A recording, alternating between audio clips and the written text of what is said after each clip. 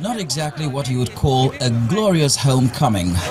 On the contrary, these young Nigerians have been unceremoniously bundled out of Libya, the war-torn North African country where they went, either in search of greener pastures or in a bid to cross over to Europe. I'm a businessman, I have what I'm doing there.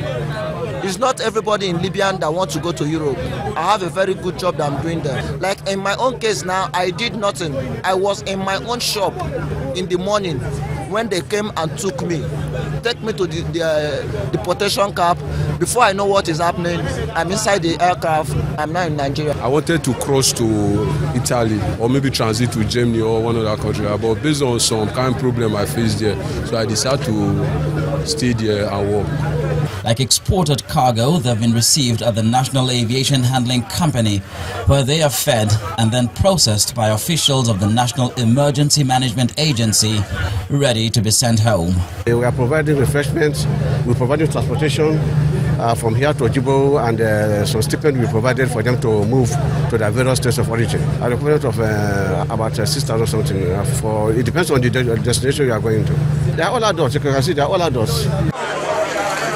Well, it does appear there's a handful of juveniles among them too. The deportees relate tales of horror and ill treatment at the hands of Libyan authorities.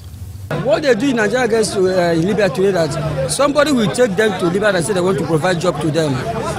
Unknowingly to them, they are into prostitution. You see young girls in Libya, Nigeria girls, especially Yoruba, Bini, 20 years, 23 years, they are in Libya today, messing up themselves because they want to make money.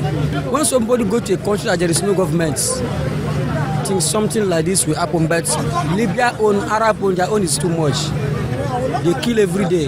We have suffered a lot in the hands of Jamarians. We suffered in the hands of Libyans. They treat us like animals every day, all night, all day. I know what we blame ourselves for taking ourselves down to Jamarians. Even though they are back home, they are already complaining about being shortchanged by their own people. Where we are coming from the refugee camp, they promised every one of us $100. But this very airport now that we dropped here now, they divide it and they are now giving each person 6,000 naira, which is not supposed to be so. How did they find themselves in the Libyan predicament in the first place? The deportees place the blame squarely on government, which they say has not been youth-friendly. If you can go to a civil service today, you meet somebody who is 70 years, 80 years, working in the government parastatal. Why the youth, young graduates, they don't have a job?